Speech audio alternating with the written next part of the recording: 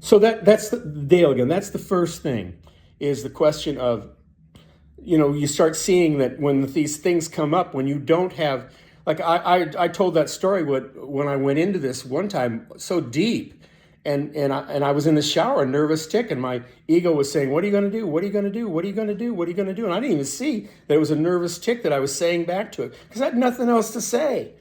All I could say was, "I don't know, I don't know, I don't know, I don't know, I don't know." I don't know. I don't know. I like thousands of times, maybe millions of times through the weeks and months I was living, because it was the message kept going like that, and I was unconsciously replying like that because it was just another way to say, I don't know that any of this means what I think it means, and I haven't got, I don't know what to do, and I haven't got the answer, and Spirit does, and I've got to turn this over because I can't do this.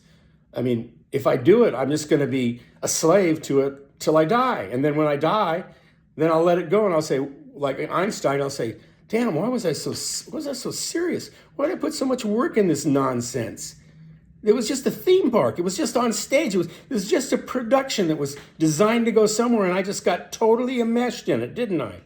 Yeah, you did, Dale. You got totally enmeshed in it. You thought all of it was real. It was so important. Your ego was trying to tell you, it was trying to point out to you how crazy it was. It wasn't saying it was crazy. It was just bringing it up, saying, well, in this sort of situation, I keep this hidden because you've instructed me that we're not to look at this. We're to ignore that. We're to get angry about it. We're to deny it. We're to bargain. We need to go to the gym. We need to change our diet that we don't want to change. We need to go to the gym that we don't want to go to. We need to do the things that we don't want to do because that's what we got to do to meet the challenge, to meet the enemy. All right? Until you get to the place where you go, is there an enemy? Do I know that this means what I think it means? And then what you start realizing is you never know what any of it means. And then eventually, when every thought you have, from failure to seeming failure to success to boredom and apathy, everyone is like you looking at it, finally sitting there going, it isn't like you're asking questions anymore. You start saying it. You start saying, I don't know that this means what I think it means. Because you know that for you to say that you do think it means what you think it means, the next step is go to action, that you're going to have a plan how to deal with it. And you're going to have a plan how to deal with something you've already realized is insane, that will not get you where you want to go. It's just the stuff you've stored inside, that everybody stores inside. And collectively, we all agree that it stays hidden. It stays hidden. But if it does come out, we all agree that that's how we'll deal with it. We'll do some quick battle. We'll get together. We'll join a group that fights it, and then see if we can just get it back down there where it belongs, so it's not bothering me. I mean, if you lose weight, why does weight return? Because if you lose weight, what happens? You think you're okay. You think you've licked the problem. Well, not until you start gaining weight again. Then it's like, oh, that's still in there, isn't it? Yeah, it's still in there. Eventually, it becomes an operating system. The more you question meaning of everything, it becomes something where you're just operating with anything that comes up. Like right now, I'm in a place right now where my wife died.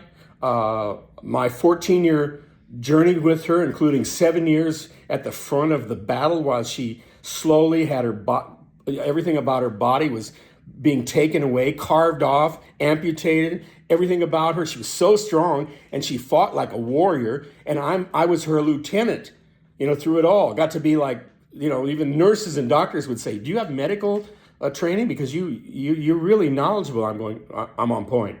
I'm on point for her. I'm on point for her. And then in 5 days, she left. And then I was all home alone. And it's like all I could get was Spirit saying, yeah, I know. It's pretty squirrely right now. You don't have anything to do. You feel like, now you know what those soldiers feel like when they come back from the war. You know what that's like. You know what they feel like. I go, yeah, it's like really hard. It's like, well, yeah, it's hard because there's nothing to hide from anymore. There's nothing to distract yourself with right now.